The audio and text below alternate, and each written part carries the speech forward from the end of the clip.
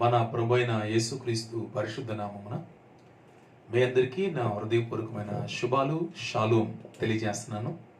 ఈ సమయంలో ప్రార్థన చేసుకుని దేవుని యొక్క వాక్యాన్ని ధ్యానించేద్దాం. పరిశుద్ధుడా, ప్రేమగల తండ్రి, ఈ వాక్యాన్ని మేము ధ్యానించబోతుండగా నాతో మీరే ఉండి మాట్లాడండి. ఈ వాక్యము జుంటి తిన్న దారుల కన్నా మధురమైంది, శ్రేష్టమైంది. అటువంటి నీ మాటల చేత మమ్మల్ని అందరినీ నా ప్రభువా నీ రాకడ కొరకు సిద్ధపాటు చేయమని, నన్ను నీ సిలువ చాటున మరుగుపరిచి మీరే నీ బిడ్డలతో మాట్లాడమని యేసుక్రీస్తు పరిశుద్ధ నామములో ప్రార్థన చేసి వేడుకుంటున్నాం తండ్రి, ఆమేన్. ఈ సమయంలో జకరియా గ్రంథం 1వ అధ్యాయం 1వ వచనం దగ్గర నుంచి 6 వచనాల వరకు ఉన్నటువంటి వాక్య భాగాన్ని మనం ధ్యానం చేసుకుందాం. ప్రియమైన దేవుని బిడ్డలారా, జకరియా గ్రంథాన్ని మనము ధ్యానం చేయాలంటే ఈ జకరియా గ్రంథానికన్నా ముందు ఎజ్రా గ్రంథాన్ని మనం ధ్యానం చేస్తే మనకి ఈ జకరియా గ్రంథం ఎందుకు రాయబడిందా అన్నది మనకు అర్థమైంది. సరే, ఒకసారి ఈ జకరియా గురించి చూద్దాం. జకరియా అనేటువంటి పేరు గలవారు బైబిల్లో మొత్తం 30 మంది ఉన్నారు. అలాగే లేవి గోత్రానికి చెందినటువంటి వారు 15 మంది ఉన్నారు. అందులో యాజక కుటుంబానికి సంబంధించిన వారు 7 ఉన్నారు. సో ఈ 7 యాజక కుటుంబానికి సంబంధించిన వారిలో ఈ గ్రంథాన్ని రాసినటువంటి జకరియా యాజక కుటుంబానికి సంబంధించిన వాడు. సో అతని గురించి కొద్దిగా మనం చూడగలిగితే, ఇతడు యవన కాలమందు ఉండి ఈ గ్రంథాన్ని రాశాడు. అంటే యవనస్తుడుగా ఉన్నాడు. దేవుడు యిర్మీయాని బాలుడుగా ఉన్నప్పుడు పిలిచాడు, చూశాడు, ఏర్పాటు చేసుకున్నాడు. దానియేలు కూడా బాలుడుగా ఉన్నప్పుడు బబులోను దేశానికి చెరకు కొనుపోబడ్డాడు. అలాగే ప్రియమైన దేవుని బిడ్డలారా, యెహెజ్కేలు 30వ సంవత్సరం అప్పుడు తన సేవా జీవితాన్ని ప్రారంభించినట్టుగా బైబిల్లో క్లియర్గా ఉంది. అయితే ఈ జకరియా యవన ప్రాయంలో ఉండి దేవుని యొక్క ప్రవక్తగా దేవుని ప్రవచనాలు ఇశ్రాయేలు ప్రజలకు తెలియచేస్తా ఉన్నాడు. సో ఇతను ఒక యవనస్తుడు, అలాగే ఇతను ప్రవక్త, ఇతను యాజక కుటుంబానికి చెందినవాడు. ఇది జ్ఞాపకం చేసుకోండి. అంతేకాకుండా హగ్గయ్యకి సమకాలీకుడు అనమాట ఈ జకరియా. సరే, ప్రియమైన దేవుని బిడ్డలారా, ఈ జక్కయ్య ఈ గ్రంథాన్ని వ్రాయటానికి బైబిల్ పండితులు ప్రవక్తల్ని 4 విధాలుగా విభాగించారు. ప్రవక్తలు 4 రకాలుగా విభజించారు మన ప్రవక్తల్ని. బబులోను చెరను బట్టి ఈ ప్రవక్తల్ని విభజించడం జరిగింది. వారిలో ఒకటి చెరకు ముందున్న ప్రవక్తలు. చెరకు ముందున్న ప్రవక్తలు ఎవరంటే యెషయా, అలాగే హోషియా నుంచి జఫనియా వరకు ఉన్నటువంటి ప్రవక్తలు చెరకు ముందున్నటువంటి ప్రవక్తలు. ఆ తర్వాత చెర ముందు అలాగే చెరలో ఉన్న ప్రవక్త ఒక ఆయన ఉన్నాడు, ఏకైక ప్రవక్త. అతను యిర్మీయా. అలానే చెరలో ప్రవక్తలు ఉన్నారు, చెరలో ఉన్నారు వాళ్ళు. చెరలో ఉన్న ప్రవక్తలు ఎవరంటే యెహెజ్కేలు, అలాగే దానియేలు. ఇప్పుడు 4వది చెర తర్వాత ఉన్నటువంటి ప్రవక్తలు హగ్గయి, జకరియా, మలాకి. ఈ 3 చెర తర్వాత ఉన్నారు. సో బబులోను చెరను బట్టి ప్రవక్తల్ని ఇలాగూ 4 రకాలుగా విభాగించారు. పుస్తకాలను బట్టి కూడా పెద్ద ప్రవక్తలు, చిన్న ప్రవక్తలని కూడా మనము బైబిల్లో చూడగలుగుతూ ఉంటాం. సరే, ప్రియమైన దేవుని బిడ్డలారా, BC 536లో మొట్టమొదటిగా జెరుబ్బబేలు అలాగే యూదులు కొంతమంది చెర నుంచి వారు యెరూషలేము రావటం జరిగింది. యెరూషలేము వచ్చి ఆ యెరూషలేములో వారు దేవుని యొక్క మందిరానికి కడతాని కోసం అని వారు బయలుదేరారు. సరే, ఈ జకరియా గ్రంథం అవి తర్వాత చూద్దాం. ఈ జకరియా గ్రంథం ఎప్పుడు రాయబడింది అంటే 1వ అధ్యాయం నుంచి 6వ అధ్యాయం వరకు క్రీస్తు పూర్వం 520లో రాయటం జరిగింది. అలానే 7వ అధ్యాయం నుంచి 8వ అధ్యాయం, ఈ 2 అధ్యాయాలు క్రీస్తు పూర్వం 518లో రాశారు. 9వ అధ్యాయం నుంచి 14వ అధ్యాయం వరకు బైబిల్ పండితులు చాలామంది ఏం చెప్తారంటే జకర్యా వృద్ధాప్యంలో రాశాడు అని చెప్పి చాలామంది చెప్తారు. అయితే దానికి ఎటువంటి ఆధారాలు కూడా ఎక్కడా కనపడలేదని బైబిల్ పండితులు, స్కోఫిల్డ్ లాంటి గొప్ప గొప్ప మేధావులు తెలియచేసినటువంటి విషయం. ఇది ఇతను ఈ గ్రంథాన్ని రాసినటువంటి ఆ కాలం యొక్క వివరణ. అలాగే అసలు ఈ గ్రంథాన్ని రాయటానికి జకర్యా అప్పటి కాల పరిస్థితులు ఎలా ఉన్నాయో ఒకసారి చూడాలి. ఎందుకంటే ఇతను గ్రంథం రాశాడంటే దేవుని యొక్క ప్రవచనాలు ప్రవక్త తెలియచేశాడంటే ఆ కాల పరిస్థితులను బట్టి కూడా కొన్ని ప్రవచనాలు దేవుడు మాట్లాడుతూ వచ్చాడు. అలాగే ఇక్కడ ఉన్నటువంటి ఈ కాల పరిస్థితులు ఎలాగున్నాయో ఎలాంటివిగా ఉన్నాయో మనం చూడాలి. ఈ కాల పరిస్థితులు ఎలాగుంటాయి అంటే ప్రియమైన దేవుని బిడ్డలారా, ఆత్మీయంగా వీళ్ళు చాలా బలహీనంగా ఉన్నటువంటి పరిస్థితులు. ఆత్మీయంగా ఎప్పుడైతే వీళ్ళు బలహీనంగా ఉన్నారో అప్పుడు దేవుడు వీళ్ళను బలపరచడం కోసం జకర్యా లాంటి ప్రవక్తని లేవనెత్తాడు. హగ్గయి లాంటి ప్రవక్తని, మలాకి లాంటి ప్రవక్తని దేవుడు లేవనెత్తి వీరిని బలపరచడం కోసం, వీరిని ప్రోత్సాహపరచడం కోసం దేవుడు ఈ జక్కయ్య లాంటి ప్రవక్తని వాడుకున్నాడు. వీళ్ళు ఎంతగా నీరసించిపోవడానికి గల కారణం ఏంటంటే దేవుని మందిరము పునాది వేసిన దగ్గర నుంచి మొదటి దర్యావేషు 2వ సంవత్సరం వరకు ఏం జరిగిందంటే 15 సంవత్సరాలు మందిరం పని ఆగిపోయింది. ఎప్పుడైతే మందిరం పని ఆగిపోయిందో వీళ్ళందరూ ఏం చేశారంటే దేవుని మందిరం పని కట్టే పరిస్థితి లేదు కాబట్టి మన సొంత ఇల్లు మనం కట్టుకుందాం అని చెప్పి ఎవరికి వాళ్ళు దేవుని పనిని పక్కన పెట్టి, దేవుని మందిరం పనిని పక్కన పెట్టి, దేవుని మందిరాన్ని కడతాం మానేసి సొంత ఇల్లు కట్టుకోవటం ప్రారంభించారు ఇశ్రాయేల్ ప్రజలు. సో అలా సొంత ఇల్లు ఆలోచనలో ఉండడం వల్ల దేవుని పనిని నిర్లక్ష్యం పెట్టేశారు. దానివల్ల దేవుని బిడ్డలారా ఆధ్యాత్మికంగా వారు బాగా బలహీనలైపోయారు. అందుకని దేవుడు జకర్యా లాంటి ప్రవక్తని వాళ్ళ మధ్యకు పంపి దేవుని యొక్క వాక్యాన్ని బోధించడం ప్రారంభింపజేశాడు. రెండవది, వాళ్ళు ఆర్థిక పరిస్థితులు చాలా నష్టపడిపోయిన పరిస్థితిలో ఉన్నారు. అంటే ఆర్థికంగా అంత బలోపేతంగా ఏమి లేరు, ఆర్థికంగా చాలా బలహీనంగా ఉన్నారు. వాళ్ళ జీవితాల్లో ప్రియమైన దేవుని బిడ్డలారా హగ్గయి గ్రంథం 2:15 వచనం దగ్గర నుంచి 19వ వచనం చూస్తే చాలా మంది పేదలై ఉన్నారంట, పేదలైపోయి ఉన్నారు. నెహెమ్యా గ్రంథం 5వ అధ్యాయం 1 నుంచి 5వ వచనం వరకు చూస్తే అప్పుల పాలైపోయి ఉన్నారంట. నెహెమ్యా గ్రంథం 7వ అధ్యాయం 4వ వచనం చూస్తే ఇండ్లు కట్టుకోవటానికి కూడా వాళ్ళు కట్టుకోలేని పరిస్థితుల్లో ఉన్నారు. అంటే ఆర్థికంగా అంత బలహీనమైపోయారు. సో మూడవది, వీళ్ళు ఏ విషయాల్లో వీళ్ళు ఆ కాల పరిస్థితుల్లో వీళ్ళు ఉన్నారంటే పారసీకుల ఆధిపత్యం క్రింద బానిసలుగా ఉండిపోయారు. బానిసలుగా అంటే పారసీక దేశపు అధికారులు, రాజులు కింద ఈ ఇశ్రాయేల్ ప్రజలందరూ కూడా బానిసలుగా, బానిసత్వంలో మునిగిపోయినట్టుగా మనకి చరిత్ర తెలియజేస్తాము. సో ఆత్మీయంగా బలహీనంగా ఉన్నారు, ఆర్థికంగా బలహీనంగా ఉన్నారు, సాంఘికంగా వీళ్ళు ఎలా ఉన్నారంటే బలహీనంగా ఉన్నారు. అంటే వీళ్ళ పరిస్థితి అంత బలహీనత వచ్చేసింది. ఈ రోజును కూడా చూడండి, పరిస్థితులు కూడా మనకి ఇలాగే కనపడతా ఉన్నాయి. మనం కూడా ఆధ్యాత్మికంగా చాలా బలహీనంగా కనపడుతున్నాం కదా ఈ పాండమిక్ సిచ్యువేషన్ వల్ల. అలాగే ఆర్థికంగా కూడా చాలా మంది పేదవారు అయిపోయారు, చాలా మంది ఇళ్ళు కట్టుకోలేని పరిస్థితిలో ఉన్నారు, చాలా మంది వాళ్ళ జీవితాల్లో అప్పుల పాలైపోయి ఉన్నారు. ఎందుకంటే అందరికీ సరిగా జీతాలు, పన్నులు లేక, కూలి లేక చాలా మంది అప్పుల పాలైపోయి ఆర్థికంగా చాలా బలహీనమైపోయారు. మూడవది, వీళ్ళు పారసీకపు అధికారులకు, దాసులకు, రాజుల కింద దాసులుగా ఉండిపోయారు. ఈ రోజున చాలా మంది లోకానికి, అలాగే పాపానికి, అపవిత్రతకు దాసులుగా ఉన్నటువంటి పరిస్థితులు నేటి పరిస్థితులు కూడా కనపడతా ఉన్నాయి.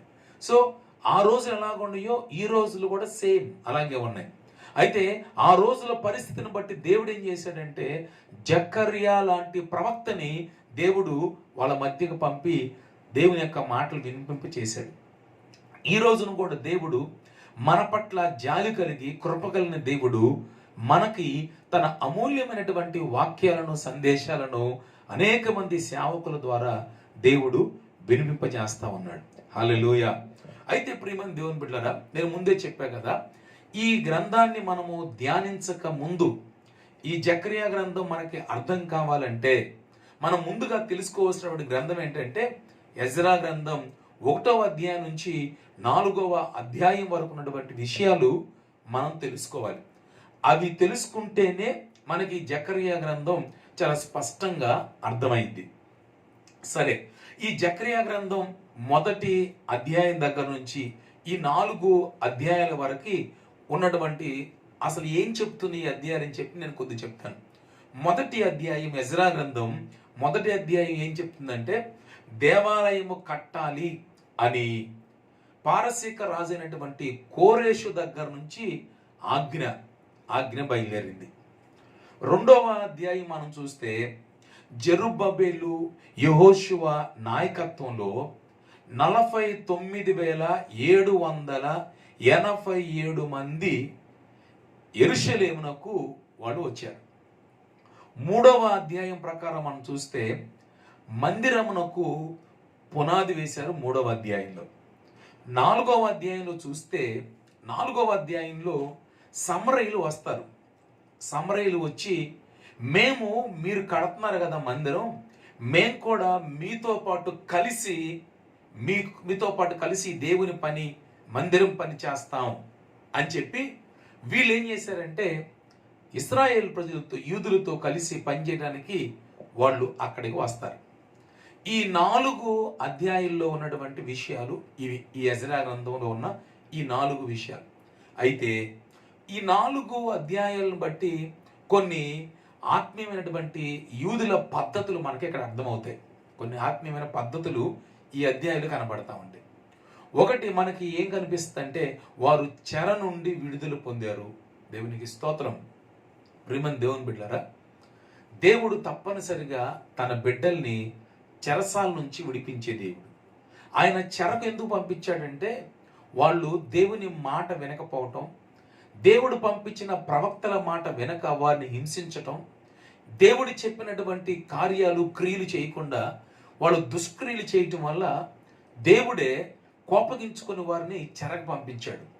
మరలా ఆ దేవుడు ఎంత ప్రేమగల దేవుడో, వారిని శత్రువులు భయంకరంగా హింసిస్తుంటే, వారిని భయంకరంగా చిత్రహింసలు గురి చేస్తుంటే చూసి తట్టుకోలేక ఆ దేవుడే వారిని చెర నుంచి విడిపించాడు. సో ఇప్పుడు ఈ కోరేషుని లేవనెత్తి కోరేషు నాయకత్వంలో ఇశ్రాయేల్ ప్రజల్ని చూడండి 49,787 మందిని చక్కగా మరి ఇజ్రాయెల్ దేశానికి మందిరం కట్టుకొని పోండి అని ఆజ్ఞాపించి పంపించాడు. అంటే ఒకటి, వారు చెర నుండి విడుదల పొందారు. రెండవది, ప్రియమైన దేవుని బిడ్డరా, వారు ఏక మనస్సు గలవారై యెరూషలేములో కూడుకున్నారంట. ఎజ్రా గ్రంథం 3వ అధ్యాయం 1వ వచనంలో ఉంటుంది.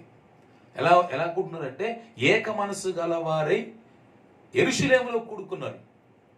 లోకం నుంచి, పాపం నుంచి, అపవిత్రం నుంచి రక్షించబడిన మనం, ప్రభువైన యేసుక్రీస్తు రక్తంలో కడగబడిన మనం, ప్రియమైన దేవుని బిడ్డరా, దేవుని సన్నిధిలో ఎలా కూడుకోవాలంటే ఏక మనస్సు గలవారమే మనం కూడుకోవాలి. వీళ్ళు విడుదల పొందిన వారే 49,789 మంది జెరుబ్బేలు నాయకత్వంలో, యెహోషువ నాయకత్వంలో బయలుదేరి యెరూషలేముకి ఎలా వచ్చారంటే, ఎలా కూడుకున్నారంటే అక్కడ ఏక మనస్సు గలవారే. ప్రియమైన దేవుని, మన సంఘాల్లో ఇన్ని వేల మంది ఉండకపోవచ్చు, వందల మంది లేదా ఫింగర్ టిప్స్ మీద లెక్కేయచ్చు, కానీ మనము దేవుని సన్నిధిలో ఏక మనసు గలవారమై కూడుకొని ఉన్నామా? వాళ్ళు ఆ విధంగా కూడుకున్నారు. యూదుల పద్ధతి చూడండి ఎలాగున్నారు. మూడవది, వాళ్ళు ఉన్నటువంటి పద్ధతి ఏంటో తెలుసా? మోషే ధర్మశాస్త్ర ప్రకారంగా బలులు, స్వేచ్ఛార్పణలు దేవునికి అర్పించారు. ఎజ్రా గ్రంథం 3వ అధ్యాయం 2వ వచనం దగ్గర నుంచి 7వ వచనం వరకు మనకు కనపడింది. అంటే వాళ్ళు కూడుకోవటమే కాదు, వాళ్ళు దేవునికి స్వేచ్ఛగా బలులు, అర్పణలు అర్పించారు. ఎవరో గుచ్చి చెప్పవసరం నువ్వు అర్పణ అర్పించు అని. వాళ్ళు విడుదల పొందిన వారు గనుక, రక్షించబడిన వారు గనుక, బాప్తిసం పొందిన వారు గనుక, సమాజంగా ఏక మనసుతో కూడుకున్నారు గనుక దేవునికి అర్పించవలసిన అర్పణలు స్వేచ్ఛగా వాళ్ళు దేవునికి అర్పించారు. ఎస్, నేను దేవునికి ఇవ్వాలి, ఇది నా ధర్మం, దేవుడు నాకు ఆజ్ఞాపించిన ఆజ్ఞ, కట్టడ, నియమం, ఆ నియమాన్ని నేను పాటించాలి అని వారు చక్కగా స్వేచ్ఛార్పణలు దేవునికి అర్పించారట. నాలుగవది, వారు చేసినటువంటి నాలుగో పని ఏంటంటే, ఎజ్రా గ్రంథం 3వ అధ్యాయం 8వ వచనం ప్రకారంగా 20 సంవత్సరాలు పైబడిన వారు మాత్రమే దేవుని మందిర పనిని చేయటానికి అపాయింట్ చేశారు. హల్లెలూయా. సో దేవుని మందిర పని చేయాలంటే ఎక్స్పీరియన్స్ ఉండాలి, వయసు ఉండాలి. నేను కూడా చేసేస్తాను అని ఏదో నేను రక్షించబడి ఈరోజు బైబిల్ కొంచెం చదివేసి రేపొద్దున వాక్యం చెప్పేస్తాను, ఎల్లుండి నేను బలారాధన బాప్తిసాలు ఇచ్చేస్తానంటే ఈ రోజున పరిస్థితి కూడా అలాగే అయిపోయింది. ప్రియమైన దేవుని బిడ్డలారా, ఎక్స్పీరియన్స్ లేకుండా దేవుని మందిరం పని, దేవుని పరిచర్య చేయటానికి దేవుడు కూడా మేబీ అంగీకరించట్లే. ఇక్కడ 20 సంవత్సరాలు పైబడిన వారిని దేవుని మందిర పని చేయటానికి దేవుడు అపాయింట్ చేస్తున్నాడు. దేవునికి స్తోత్రం. సో వీళ్ళకి ఎంత యూదులకున్న పద్ధతి చూసారు, ఎంత చక్కగా దేవుడి పద్ధతులు చక్కగా ఫాలో అవుతున్నారు వీళ్ళు. 5వది ప్రియమైన దేవుని బిడ్డరా, ఎజ్రా గ్రంథం 3వ అధ్యాయం 9 నుంచి 13వ వచనం ప్రకారంగా స్తోత్రాలు చెల్లిస్తూ కీర్తనలు పాడుచు మందిరం యొక్క పునాది వేశారంట. హల్లెలూయా. ఎలా వేశారు మందిరం పునాది? స్తోత్రాలు చెల్లిస్తూ పాటలు పాడుతూ దేవుని యొక్క మందిర పునాదిని వాళ్ళు వేసినట్టుగా అక్కడ లేఖనాలు సెలవిస్తూ ఉన్నాయి. క్రీస్తు యేసులో నీ పునాది ఎలా ఉంది ప్రియ దేవుని బిడ్డలారా? పునాది స్తోత్రాలతో స్తుతులతో ఉందా? ఆనందగానాలతో ఉందా? ఎప్పుడు చూసినా దేవుని సన్నిధికి నిరుత్సాహంగా వస్తున్నావా? దేవుని సన్నిధిలో నీ పునాది స్ట్రాంగ్గా ఉందా? లేదా నిరుత్సాహంగా, దిగులుగా, విచారంతో ఎప్పుడు చూసినా కూడా అలా కనిపిస్తా ఉందా? లోకంలోకి వెళ్ళినప్పుడు చాలా ఆర్భాటంగా, ఆనందంగా, సంతోషంగా వెళ్తున్నావు. మరి దేవుని సన్నిధిలో నీ పునాది ఎందుకు స్ట్రాంగ్గా లేదు? లోకంలో స్ట్రాంగ్గా ఉంది, లోకంలో ఆహ్లాదకరంగా, లోకంలో ఆనందంగా, లోకంలో సంతోషంగా, ఫంక్షన్స్కి చాలా ఆనందంగా. మరి దేవునిలో నీ పునాది స్ట్రాంగ్గా ఎందుకని లేదు ప్రియ దేవుని బిడ్డలారా? ఇక్కడ వీళ్ళు స్తోత్రాలు చెల్లిస్తూ, స్తుతులు చెల్లిస్తూ, పాటలు పాడుకుంటూ, కీర్తనలు పాడుతూ మందిరం పునాది వేశారు. ఇప్పుడు 6వది, ఎజ్రా గ్రంథం 4వ అధ్యాయం మొదటి 2 వచనాలు వచ్చేసరికి ఇక్కడ మనకి సమరయులు కనిపిస్తారు. సమరయులు కనిపిస్తారు. వీళ్ళ చరిత్ర మనకు కావాలంటే 2వ రాజుల గ్రంథం 17వ అధ్యాయంలో మనకు తెలిసింది. షోమ్రోను బట్టే వచ్చినటువంటి పేరేంటంటే సమరయులు. వీళ్ళు కూడా వారితో పాటు అక్కడ ఉన్నారు చెరలో. అయితే వీళ్ళు సంపూర్ణంగా దేవుని ఆరాధించే వాళ్ళు కాదు. వీళ్ళు మేము కూడా దేవుణ్ణి సేవిస్తున్నామని చెప్తున్నారు, కానీ వీళ్ళు సంపూర్ణంగా దేవుణ్ణి ఆరాధించి స్తుతించేటువంటి వాళ్ళు కాదు. అందుకని పెద్దలకి ఈ విషయం తెలిసి ఎజ్రా గ్రంథం 4వ అధ్యాయం 3వ వచనంలో వీళ్ళందరూ ఏం చేశారంటే కలిసి మేము పనిచేస్తామంటే, ఈ యూదుల పెద్దలందరూ ఏం చేశారంటే మీరు మాతో కలిసి పని చేయడానికి మేము ఒప్పుకోం అన్నారు. అంటే నిర్మోహమాటంగా చెప్పేశారు, మీరు మాతో కలిసి పని చేయటానికి మాకు ఇష్టం లేదు, అది దేవుని చిత్తము కాదు అని చెప్పేశారు. సో ప్రియ దేవుని బిడ్డలారా, వీళ్ళు దేవుని చిత్తాన్ని యూదులు చాలా చక్కగా ఆ రోజుల్లో చెరలో ఉండి కూడా చెర నుంచి విడిపించబడిన తర్వాత చక్కగా పాటిస్తూ ఉన్నారు ప్రియ దేవుని బిడ్డలారా. సరే, అలా అనగానే ఈ సమరయులు ఏం చేశారంటే వీళ్ళ మీద కక్ష పెట్టుకున్నారు. కక్ష పెట్టుకొని వీళ్ళని ఎలాగూ దెబ్బ కొట్టాలి, వీరిని ఎలాగూ అవమానపరచాలి అని చెప్పి వీళ్ళ మీద కుట్ర పన్ని వీళ్ళు ఏం చేశారంటే అక్కడ ఉన్నటువంటి కొంతమంది మంత్రులు ఉన్నారు. అదే ఆ రాజ్యాన్ని పరిపాలించే కొంతమంది మంత్రులు ఉంటే ఆ మంత్రులు 4గురిని చూజ్ చేసుకొని వాళ్ళకి లంచం ఇచ్చి, 5వ వచనంలో ఉంటుంది, 4వ అధ్యాయం 5వ వచనంలో లంచం ఇచ్చి వాళ్ళకు ఒక అబద్ధం చెప్తారు. ఏంటంటే వీళ్ళు మందిరాన్ని కడతలా, ఇక్కడ వీళ్ళు పట్టణాన్ని కడుతున్నారని చెప్పేసి ఈ యూదుల మీద తప్పు మోపి ఆ 4 మంత్రులకి లంచం ఇచ్చి ఈ 4 మంత్రుల చేత ఉత్తరం రాయించి అక్కడ పారసీకపు రాజుకు పంపిస్తారు, అధికారులు పంపిస్తారు. పంపించగానే ఈ పారసీక నాయకులందరూ కూడా ఏంటంటే అక్కడ ఉత్తరం చదువుకొని వెంటనే ఇదేంటి మేము మందిరం కట్టమని చెప్పి పంపిస్తే వీళ్ళు పట్టణాన్ని కడుతున్నారా, అయితే అది కడతానికి వీల్లేదు అని చెప్పి దాన్ని ఆపేయండి అని చెప్పేసి వీళ్ళకి తిరిగి మరలా ఆజ్ఞను పంపిస్తారు. ఎప్పుడైతే ఆజ్ఞను పంపించారో వీళ్ళు కట్టకుండా మందిరాన్ని ఆపేశారు. అది మనకి ఎజ్రా గ్రంథం 4వ అధ్యాయం 6వ వచనంలో, 12 నుంచి 14 వచనంలో, అలాగే 18వ వచనంలో, అలాగే 24వ వచనంలో మనకి ఈ విషయాలు కనపడతా ఉంటాయి. మీరు చూడగలిగితే తర్వాత బైబిల్ని చూడండి ప్రియదేవుని బిడ్డ. ఇలా మందిరం పని ఆగిపోయింది. ఎప్పుడంటే క్రీస్తు పూర్వం 535వ సంవత్సరంలో మందిరము ప్రారంభించినటువంటి ఆ పని దర్యావేషు ఏలుబడిలో 2వ సంవత్సరంన, అనగా క్రీస్తు పూర్వం 520వ సంవత్సరం వరకు దరిదాపు కాదు 15 సంవత్సరాలు దేవుని మందిరపు పని నిలిచిపోయింది. చూడండి ఎంత దౌర్భాగ్యపు పని సమరయులు చేశారు. బాబు మేము దేవుని చిత్తాన్ని చేస్తున్నాం, మేము పాటలు పాడుకుంటూ కీర్తనలు పాడుకుంటూ యెహోవాకి స్తోత్రాలు చెల్లిస్తూ పునాది వేశాం. అంతేకాదు మేము దేవునికి స్వేచ్ఛార్పణ అర్పిస్తూ మేము దేవుని సన్నిధిలో పునాదులు వేస్తాం ఇక్కడ దేవుని మందిరానికి. ఇది దేవుని చిత్తం. అలాంటిది మీరొచ్చి మాతో కలిసి పనిచేస్తామంటే అసలు దేవుడు అన్యుల్ని మాతో పాటు కలిసి పనిచేయడానికి ఇష్టపడ్డు. మేము దేవుని చిత్తాన్ని చేస్తుంటే మా మీద కక్ష పెట్టుకొని కుట్ర పెట్టుకొని లంచం ఇచ్చి వాళ్ళకి పంపి దేవుని మందిరం పనిని ఆప్ చేయించారే అని ఈ సమరయుల మీద ఇశ్రాయేలు ప్రజలకి ఇలాంటి అభిప్రాయం ఉంది. సో సమరయులు యథార్థవంతులు కాదు. వీళ్ళు దేవుణ్ణి ఆశ్రయించేవారని చెప్తారు, కానీ దేవుణ్ణి ఆశ్రయిస్తే లంచం ఇస్తారా? దేవుణ్ణి ఆశ్రయిస్తే నలుగురు మంత్రుల్ని డబ్బులు పెట్టి కొంటారా? దేవుణ్ణి ఆశ్రయించే ప్రజలైతే ప్రియమైన దేవుని బిడ్డలారా వీళ్ళ మీద నింద మోపుతారా? దేవుణ్ణి ఆశ్రయించే ప్రజలైతే వీళ్ళ మీద నింద మోపటం కాకుండా దేవుని మందిరం పని జరుగుతుంటే ఈ మందిరం పని జరగనివ్వకుండా మందిరం పనిని ఆఫ్ చేయిస్తారా? చూడండి ఎంత దౌర్భాగ్యపు పనిని వాళ్ళు, ఎంత శాపగ్రస్తమైన పనిని వాళ్ళు చేశారో. అయితే ఇక్కడ ఇలాగూ 15 సంవత్సరాలు దేవుని మందిర పని ఆగిపోయేసరికి ఈ ఇశ్రాయేలు ప్రజలు రోజు ప్రార్థన ఉంటేనే అంతంత మాత్రం ప్రార్థనకి వెళ్ళేది. ఆదివారం ప్రార్థన ఉంటే అంతంత మాత్రం ప్రార్థనకి వెళ్ళి దేవుని సన్నిధిలో గడిపేది. అలాంటిది ఈ కరోనా టైంలో అసలు కొంతమంది అయితే అమ్మో బయటికి వెళ్తే కరోనా ఎక్కడ కాటేసిద్దో అని అసలు ఇళ్లలోనే పరిమితం అయిపోయి ఆ టీవీలో వచ్చే వాక్యాల వెంట చక్కగా మందిరాలు మానేసి హ్యాపీగా ఇంట్లో కూర్చొని నా ప్రాణమా తిను త్రాగు సుఖించు అన్నట్టుగా హ్యాపీగా ఉన్నారు కొంతమంది. వాళ్ళ పని బాగుంది.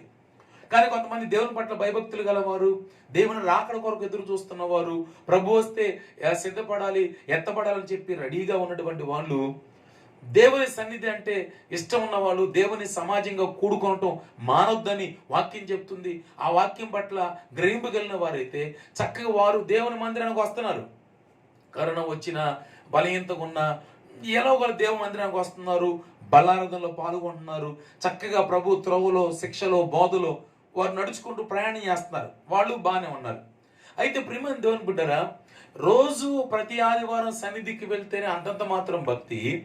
ఇప్పుడు 15 సంవత్సరాలు దేవుని పని ఆగిపోయింది. 15 సంవత్సరాలు దేవుని సందులో వీళ్ళు గడపటం మానేశారు. ఇలాంటప్పుడు వీళ్ళ ఆత్మీయ స్థితి ఎలా ఉందో చూసుకోండి. పాటలు లేవు, ఆరాధన లేదు, అర్చనాచారాలు లేవు, ధూప నైవేద్యాలు లేవు, అలాగే దేవునికి సమర్పణలు లేవు, బలులు లేవు, అర్పణలు లేవు. దేవుని సందులో ధర్మశాస్త్రం చదివేవారు లేరు. దేవుని సందులో వీరి తరపున ప్రార్థించేవారు, విజ్ఞాపన చేసేవారు, హెచ్చరిక చేసేవారు లేరు. దేవుని మాటను దేవుని పక్షాన్ని నిలబడి చెప్పేవారు లేరు. ఇక చూడండి ఎంత ఆత్మీయంగా ఎంత దిగజారిపోయిన పరిస్థితి ఉంటుందో. సో ఇప్పుడు వీళ్ళ పరిస్థితి ఈ విధంగా ఆత్మీయంగా దిగజారిపోవటం వల్ల ఇలాంటి పరిస్థితుల్లో దేవుడు తన ప్రజలను ప్రేరేపించటానికి, తన ప్రజలను పురుకొల్పటానికి, తన ప్రజలను ఉజ్జీవింప చేయటానికి, తన ప్రజలను ప్రోత్సాహపరచడానికి, తన ప్రజలను తిరిగి తన యొద్దకు రమ్మనటానికి ఇదిగో ప్రియ దేవుని బిడ్డలారా జకర్యా లాంటి ప్రవక్తని, హగ్గయి లాంటి ప్రవక్తని, మలాకీ లాంటి ప్రవక్తల్ని దేవుడు లేవనెత్తి వారి ద్వారా ఈ 15 సంవత్సరాలు ప్రభు పనిని మర్చిపోయినటువంటి, ఆత్మీయంగా చల్లారిపోయిన ఈ యూదులకు, ఈ ఇశ్రాయేలు ప్రజలకు దేవుని యొక్క వాక్యాన్ని బోధించడానికి జకర్యా లాంటి ప్రవక్తని పంపాడు. దేవునికి స్తోత్రం. అలా పంపబట్టే ఈ జకర్యా గ్రంథము రాయటం జరిగింది ప్రియ దేవుని బిడ్డలారా. సరే, ఇప్పుడు ఇంతకీ ఈ జకర్యా గ్రంథంలో ఏమని ఉందో మనం చూద్దాం రండి. జకర్యా గ్రంథం 1వ అధ్యాయం 1వ వచనం నేను చదువుతున్నాను, ఒకసారి మీరు ఆలకించండి. దర్యావేషు ఏలుబడి యందు 2వ సంవత్సరము 8వ నెలలో యెహోవా వాక్కు ప్రవక్తయును ఇద్దోగుకు పుట్టిన బెరక్యా కుమారుడునైన జకర్యాకు ప్రత్యక్షమై సెలవిచ్చినదేమనగా. రైట్. దర్యావేషు ఏలుబడినందు ఇక్కడ ఒక విషయం మనం చూడాలి. దర్యావేషు ఎప్పుడు అతడు ఏలుబడి చేశాడంటే క్రీస్తు పూర్వం 521 నుంచి 486వ సంవత్సరం వరకు ఈ దర్యావేషు పరిపాలన చేశాడు. ఈ దర్యావేషు పరిపాలన పారసీకపు అధికారిగా ఇతడు పరిపాలన కొనసాగిస్తా ఉన్నాడు. పారసీకపు రాజులు పరిపాలించినటువంటి మొట్టమొదటి రాజు కోరేషు ప్రియమైన దేవుని బిడ్డ 550వ సంవత్సరం నుంచి 529వ సంవత్సరం వరకు అతడు పరిపాలన చేశాడు కోరేషు. తర్వాత 529 నుంచి 521 బీసీ అతను ఎవరు పరిపాలన చేసి కంబైసేసు అనేటువంటి రాజు పరిపాలన చేశాడు. తర్వాత 521 నుంచి 486 ఈ మొదటి దర్యావేషు పరిపాలన చేశాడు. ఇతని కాలంలోనే దేవుని మందిరం నిలిపివేయబడింది పని. ఇతని కాలంలోనే జకర్యా కూడా దేవుని యొక్క వాక్కుని పొందిన వాడై ఇతను దేవుని మాటలు చెప్పడం ప్రారంభించాడు. ఆ తర్వాత 486 నుంచి 465 బీసీలో మొదటి ఆశ్వరోషు రాజు పరిపాలన చేశాడు. ఆ తర్వాత 465 నుంచి 424వ సంవత్సరం బీసీ మొదటి అర్తహషస్త రాజు పరిపాలించినట్టుగా చరిత్ర మనం తెలియజేస్తాం. ఆ తర్వాత బీసీ 424 నుంచి 405వ సంవత్సరం వరకు 2వ దర్యావేషు పరిపాలన చేశాడు. దర్యావేషు అనగానే మనకి దానియేలు గ్రంథంలో ఉన్న దర్యావేషు గుర్తొస్తాడు. కానీ ఆ దర్యావేషము ప్రియమైన బబులోనీయుడు, మాదీయుడు, ఇతనేమో పారసీక రాజు అయినటువంటి దర్యావేషు. ఆ డిఫరెన్స్ గుర్తుపెట్టుకోండి. అతనేమో మాదీయుడు, ఇతనేమో పారసీక రాజు అయినటువంటి దర్యావేషు అన్నమాట. సో ఇప్పుడు ఇతని కాలం అక్కడ ఉంది కదా, దర్యావేషు ఏలుబడి యందు ఇతను ఎప్పుడు పరిపాలన చేశాడంటే క్రీస్తు పూర్వం 521. ఏమంటే ఇది చరిత్ర, ఏదో కట్టుకథ కాదు. అనగనగా అని చెప్పి ఒక రాజు ఉన్నాడు. రాజు గారికి 7 కొడుకులు వేటకెళ్ళారు, చేపలు పట్టుకొచ్చారు. 7 చేపలు ఎండబెడితే ఒక చేప ఎండలేదు. ఇది కాదు, ఇది చరిత్ర ప్రియ దేవుని బిడ్డారా, చారిత్రాత్మకమైనటువంటి సంఘటన. అందుకే సంవత్సరాలతో సహా చక్కగా ఎంత చారిత్రాత్మకంగా దేవుడు మాట్లాడుతున్నాడు. ఇతడు క్రీస్తు పూర్వం 521 నుంచి 486వ సంవత్సరం వరకు ఇతడు పరిపాలన చేశాడు. ఇప్పుడు అక్కడ ఏముంది, ఏలుబడి యందు 2వ సంవత్సరము 8వ నెలలో అన్నాడు. యూదులకు ఉన్నటువంటి నెలలో 8వ నెల బూలు అనేటువంటి నెల. ఈ నెలలో 8వ మాసం, ఈ నెలలో 520వ సంవత్సరం అప్పటి వరకు మందిరం పని ఆగిపోయింది కదా. ఈ నెలలో, ఈ 2వ సంవత్సరం 8వ నెలలో యెహోవా వాక్కట ప్రవక్తకి, ఈ జకర్యా ప్రవక్తకి దేవుని యొక్క వాక్కు సెలవిస్తా ఉన్నాడు. దేవునికి స్తోత్రం. సో ఇప్పుడు జకర్యా అనేటువంటి మాటకు అర్థం ఏంటి తెలుసా? యెహోవా జ్ఞాపకము చేసుకొనును. ఆ తర్వాత ఇద్దోకు అనే మాటకు అర్థం ఏంటంటే ఏర్పాటు చేయబడిన సమయం. అలానే బెరక్యా అనే మాటకు అర్థం ఏంటంటే యెహోవా ఆశీర్వదించును అని అర్థం. ఈ మూడు మాటలు కలిపితే మొదటి వచనంలో అక్కడ చూడండి, ప్రవక్తయు ఇద్దోకుకు పుట్టిన బెరక్యా కుమారుడినైన జకర్యా, ఈ ముగ్గురు మాటలు కలిపితే ఒక చక్కని అర్థం వస్తుంది. ఏర్పాటు చేయబడిన సమయమున యెహోవా జ్ఞాపకము చేసుకొని ఆశీర్వదించెను. దేవునికి స్తోత్రం. చూడండి ఎంత బాగుందో. ఏర్పాటు చేయబడిన సమయమున యెహోవా జ్ఞాపకము చేసుకొని ఏం చేశాడు? ఆయన ఆశీర్వదించాడు. ఎస్, దేవుడు తాను ఏర్పాటు చేసినటువంటి సమయానికి తప్పనిసరిగా ఆయన బిడ్డలమైన మనలను జ్ఞాపకం చేసుకొని ఆయన ఏం చేస్తాడంటే ఆశీర్వదిస్తాడు. ఆమేన్. ఈ రోజున నీ పట్ల కూడా దేవునికి ఒక ఏర్పాటు ఉంది.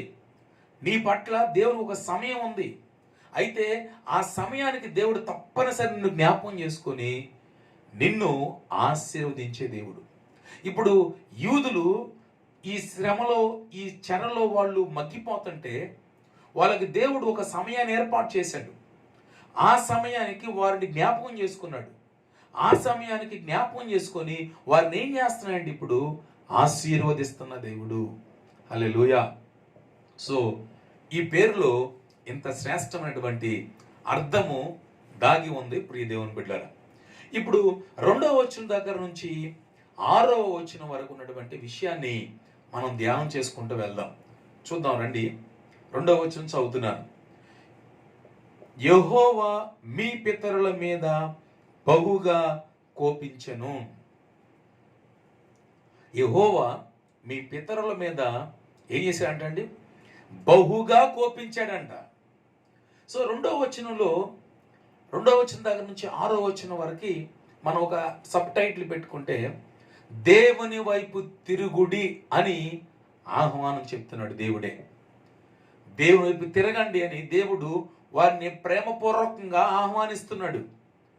సో ఈ 2వ వచనంలో ఆయన ఏం చెప్పాడంటే యెహోవా మీ పితరుల మీద బహుగా కోపించెను. సో దేవుడు పితరుల మీద కోపించడానికి గల కారణం ఏంటి? ఇక్కడ రాశాడు కోపించనని. వారి మీద దేవుడు కోపగించుకోవడానికి కారణం ఏంటి? రీజన్ లేకుండా తల్లి కానీ తండ్రి కానీ బిడ్డల్ని శిక్షించదు, అలాగే మందలించరు. వాళ్ళు ఏదో రీజన్ ఉంటుంది. పిల్లోడు తప్పు చేస్తానో, పిల్లోడు మాట వినకపోతేనో, పిల్లోడు చెప్పిన పని చేయకపోతేనో, పిల్లోడు సరిగా చదవకపోతేనో, పిల్లోడు అలరచిల్లరగా ఉంటేనో, పిల్లోడు ఇష్టానుసారంగా ప్రవర్తిస్తుంటేనో, ఎలాగో పేరెంట్స్ ఏం చేస్తారంటే పిల్లల్ని మందలిస్తారు, కొడతారు, అవసరం శిక్షిస్తారు వాళ్ళు. అలాంటిది దేవుడు కూడా తన పిల్లలైనటువంటి ఈ ఇశ్రాయేలు ప్రజలు, ఈ యూదుల్ని దేవుడట వాళ్ళ మీద బహుగా, ఏదో చిన్న చితప కోపగించుకోవట్లా, బహుగా కోపగించాడంట. వాళ్ళని ఆ విధంగా కోపగించడం గల కారణం ఏంటంటే వారు చేసిన పనులే.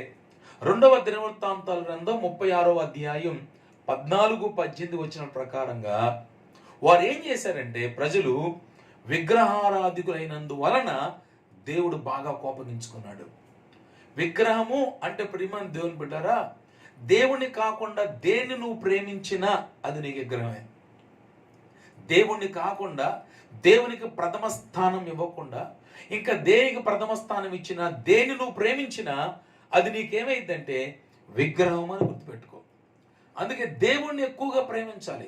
ఇప్పుడు వీళ్ళ మీద దేవుడు కోపించడం గల కారణం ఏంటంటే వీళ్ళు దేవునికి స్థానం ఇవ్వకుండా, ప్రథమ స్థానం, దేవుణ్ణి ముందు ప్రేమించకుండా, దేవుణ్ణి ఫస్ట్ పెట్టుకోకుండా, మిగిలిన వాటన్నిటికీ ఎక్కువ ప్రాధాన్యత, ఎక్కువగా ప్రేమించటం వలన ఇప్పుడు వీళ్ళు విగ్రహారాధికులు అయిపోవటం వల్ల దేవుడు వీళ్ళని బహుగా కోపించాడు. వీళ్ళ మీద కోపపడ్డాడు ఆయన. ఇర్మియా గ్రంథం 44వ అధ్యాయం 4వ వచనం దగ్గర నుంచి 6వ వచనం వరకు చూస్తే ప్రియమైన దేవుని బిడ్డరా, వీళ్ళ దగ్గరికి దేవుడట ప్రవక్తలను పంపించాడంట. వెళ్ళి చెప్పండి రా, వాళ్ళు విగ్రహారాధికులు అయిపోయారు, నాకు ఎక్కువ స్థానం ఇవ్వట్లేదు, వాళ్ళు నన్ను ఎరగకుండా లోకాన్ని ఎక్కువగా ప్రేమిస్తూ వాళ్ళ జ్ఞానాన్ని ఎక్కువ ప్రేమిస్తూ, ధనాన్ని ఎక్కువ ప్రేమిస్తూ, వాళ్ళ ఆస్తిపాస్తులు ఎక్కువ ప్రేమిస్తున్నారు, నన్ను ప్రేమించట్లేదు, మీరు వెళ్ళి చెప్పండి అని చెప్పి ప్రవక్తలు పంపిస్తే ప్రవక్తలు వెళ్ళి చెప్తుంటే ప్రవక్తలు చెప్తున్న మాటలు వినకుండా ప్రవక్తలట ఆ రోజున హింసించారంట వీళ్ళు. నిజమే కదా? ఈ రోజున కూడా దేవుని యొక్క వాక్యాన్ని బోధిస్తుంటే దేవుని యొక్క వాక్యాన్ని బోధించే వారి మీద ఎన్ని విధాలుగా శిక్షలు, ఎన్ని విధాలుగా అవమానాలు చేస్తున్నారు తెలుసా? ప్రియమైన దేవుని బిడ్డారా, ఆలోచించేయండి. ఇశ్రాయేలు ప్రజలు విగ్రహారాధికులు అవటం వల్ల దేవుడు కోపగించుకున్నాడు.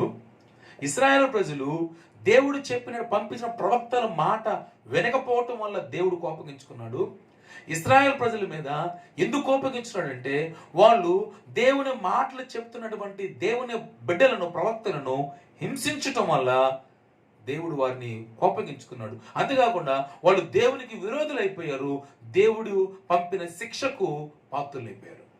చూసారా? అందుకే దేవుడు ఈ మాట ఇక్కడ మెన్షన్ చేశాడు. ఏమని? యెహోవా మీ పితరుల మీద బహుగా కోపించెను. కారణం ఇదే.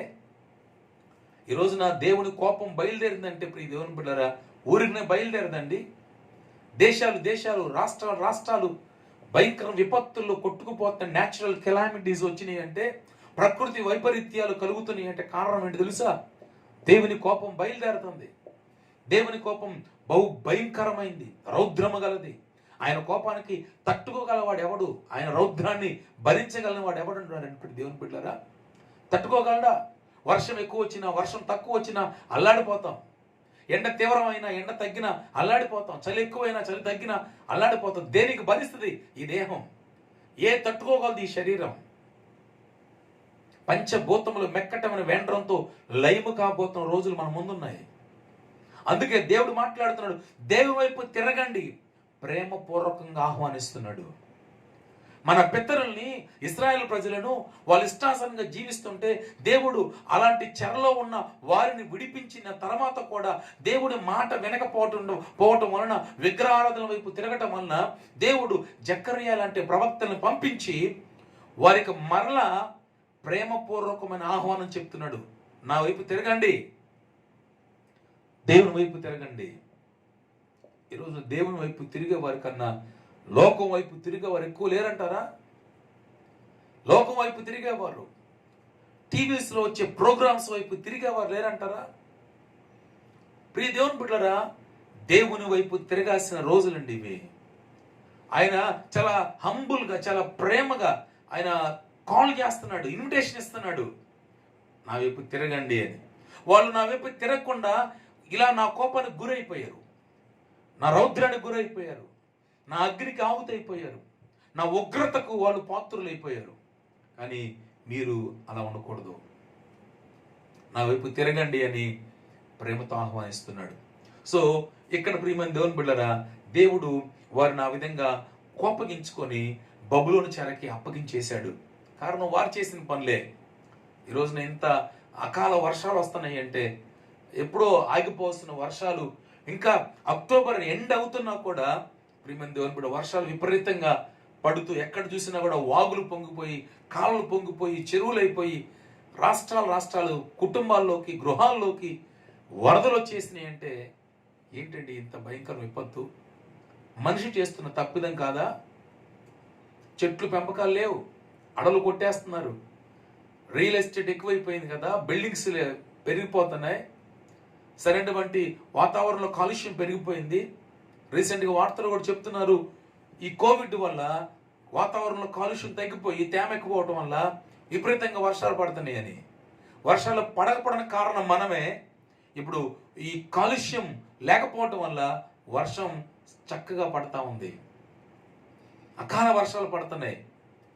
ప్రియమైన దేవుని బిడ్డలారా, దేవునికి వ్యతిరేకంగా రూపించబడిన ఏ ఆయుధం కూడా వర్ధిల్లదని జ్ఞాపకం చేసుకోండి.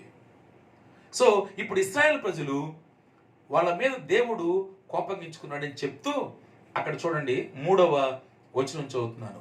జకర్యా గ్రంథం 1వ అధ్యాయం 3వ వచనాన్ని చదువుతున్నాను. చూడండి ప్రియమైన దేవుని బిడ్డలారా. కాబట్టి నీవు వారితో ఇట్లనుము, సైన్యములకు అధిపతియగు యెహోవా సెలవిచ్చినదేమనగా, మీరు నా తట్టు తిరిగిన యెడల నేను మీ తట్టు తిరుగుదనని సైన్యములకు అధిపతియగు యెహోవా సెలవిచ్చుచున్నాడు. ఇదే సైన్యములకు అధిపతియగు యెహోవా వాక్కు. ఆమేన్. ఈ వచనం చాలా బాగుంది. కాబట్టి అన్నాడు. కాబట్టి అన్నాడంటే అర్థం ఏంటి? అరే, మీ పితరులు ఇలా చేసి పాడైపోయారా, చనిపోయారు. మీ పితరులు ఇలా చేసి నా కోపానికి బలైపోయారు, ఉగ్రత పాత్రులు అయిపోయారు, నా రౌద్రానికి వాళ్ళు ఇదిగో నాశనం అయిపోయారు. కాబట్టి మీరు అలా ఉండబాకండి, నా ప్రేమపూర్వకమైన ఆహ్వానాన్ని అంగీకరించి నా తోటి తిరగండి అని దేవుడే చాలా ప్రేమగా నా వైపు తిరగండి అని చెప్తున్నాడు. దేవునికి స్తోత్రం. వాళ్ళు ఇలా చేశారు. ఎగ్జాంపుల్ చెప్పాడు దేవుడు. మీ పితరుల మీద నేను బహుగా కోపించాను కనుక, కాబట్టి నా మాటలు వినండి. వాళ్ళు నా కోపానికి గురయ్యారు, ఇప్పుడు మీరు నా కోపానికి గురి కాకుండా ఉండాలి. దేవునికి స్తోత్రం. హల్లెలూయా. ఎంత చక్కగా దేవుడు మాట్లాడుతున్నాడు. మీరు నా కోపానికి గురి కాకుండా ఉండాలంటే ఇదిగో నా తట్టు తిరగండి. అక్కడ చూడండి, చక్కగా చెప్పాడు ఆయన. నేను మీ తట్టు తిరుగుదును, మీరు నా తట్టు తిరిగిన యెడల, మీరు నా తట్టు తిరిగితే నేను మీ తట్టు తిరుగుతా. అంత గొప్ప మాట చెప్తున్నాడు. That is your invitation. ఈ రోజున దేవుడు పంపిన ఇన్విటేషన్ ను స్వీకరించి, if you turn to God, then God will turn to you. దేవుని వైపు నువ్వు తిరగగలిగితే దేవుడు నీ వైపు తిరుగుతాడు. Whoever you are and whatever you are and what position you have, ఎలాంటి పొజిషన్ నీకున్నా, నువ్వు ఎవరివైనా, నువ్వు ఎట్టి పరిస్థితిలో ఉండా దేవుని తట్టు నువ్వు తిరగగలిగితే, if you turn to Jesus, దేవుని వైపు, యేసయ్య వైపు నువ్వు తిరగగలిగితే ఆ యేసయ్య నీ వైపు తిరుగుతాడు. హల్లెలూయా. మలాకి గ్రంథం 3వ అధ్యాయం 7వ వచనంలో కూడా ఒక మాట ఉంది. నేను చదువుతాను, ఆ మాట ఒకసారి వినండి ప్రియమైన దేవుని బిడ్డలారా. 3వ అధ్యాయం 7వ వచనం ఇదే మాట ఉంది. మీ పితరుల నాట నుండి మీరు నా కట్టడలను గైకొనక వాటిని త్రోసివేసితిరి. అయితే మీరు నా తట్టు తిరిగిన యెడల నేను మీ తట్టు తిరుగుదునని సైన్యములకు అధిపతియగు యెహోవా సెలవీయగా. Praise God. ఎవరు సెలవిస్తున్నారు? సైన్యములకు అధిపతియగు యెహోవా చెప్తున్నాడు ఈ మాట. యెషయా గ్రంథంలో కూడా ఒక మాట ఉంది. 55వ అధ్యాయం నేను చదువుతున్నాను చూడండి, 6, 7 వచనాలు చదువుతున్నాను. యెహోవా మీకు దొరుకు కాలమందు ఆయనను వెతుకుడి, ఆయన సమీపంలో ఉండగా ఆయనను వేడుకొనుడి. భక్తిహీనులు తమ మార్గమును విడవాలి. తిరగటం అంటే భక్తిహీనత నుంచి నీ మార్గాన్ని విడిచిపెట్టి, ఏ భక్తిహీనమైన మార్గంలో, ఏ ప్రార్థన లేని మార్గంలో, ఏ ఆత్మీయత లేని మార్గంలో, ఏ వాక్యము చదవలేని మార్గంలో, ఏ ఉపవాసాలు లేని మార్గంలో, ఏ ప్రార్థన లేని మార్గంలో నీవు ఉన్నావో దాన్ని విడిచిపెట్టాలి. విడిచిపెట్టి దేవుని వైపు తిరగమంటున్నాడు దేవుడు. ఒకప్పుడు సాగిపోయావు ఆత్మీయంగా, ఒకప్పుడు ఉజ్జీయంగా ఉన్నావు, ఒకప్పుడు పాటలు పాడి దేవుని మహిమపరిచావు, చప్పట్లు కొట్టి దేవుని ఘనపరిచావు, ఆరాధన చేస్తూ దేవుని కీర్తించావు, ఒకప్పుడు మోకరించి కన్నీరు గార్చి ప్రార్థన చేసి దేవుని సన్నిధిలో దేవుని కృప పొందావు, ఆత్మతో నింపబడి భాషలు మాట్లాడుతూ దేవుని సన్నిధిలో ఉన్న పరలోక ఆనందాన్ని నీ హృదయం అనుభవించావు. ఈ రోజున నువ్వు ఆగిపోయావు, సాగిపోవట్లా. అందుకే నీకు భక్తినంత ఎక్కువైపోయింది. నీ భక్తిని నుంచి విడిచిపెట్టి నువ్వు దేవుని వైపు తిరిగితే దేవుడు నీ వైపు తిరుగుతాడు అంటున్నాడు ఇక్కడ దేవుడు. ఆయన దొరికే టైం అండి ఇది. ఆయన దొరుకుతున్నటువంటి రోజులు ఇవి. ఆయన వెతకండి, వెతికితే తప్పనిసరిగా దొరికే దేవుడై ఉన్నాడు ఆయన. అంతేకాదు ఇంకో మాట అన్నాడు, దుష్టులు తమ తలంపులు మానాలి. Praise God. ఎవరిని చంపుదామా, ఎవరిని హత్య చేద్దామా, ఎవరిని కిడ్నాప్ చేద్దామా అని చిన్న పిల్లోడిని చంపేశారండి. చిన్న పిల్లోడిని పట్టుకొని తీసుకొని వెళ్ళిన రోజే చంపేశారంట. చంపేసి కాల్చేశారు. ఎంత భయంకర పరిస్థితులు ఉన్నాం దేవుని బిడ్డలారా. ఎంత ఘోరమైనటువంటి మనుషుల ఆలోచనలు చూడండి, ఎంత దౌర్భాగ్యం ఉన్నాయో. చిన్న పిల్లోడు 40 లక్షలు డిమాండ్ చేస్తే వాళ్ళు 40 లక్షలు ఎక్కడ తీసుకొచ్చారో పాపం. బిడ్డ కావాలండి. ఆ తల్లి మొరపెట్టిందండి. జ్వరంతో ఉన్నాడండి పిల్లోడు, జ్వరంతో ఉన్నాడయ్యా. బతులాడింది, అన్న మీ సొంత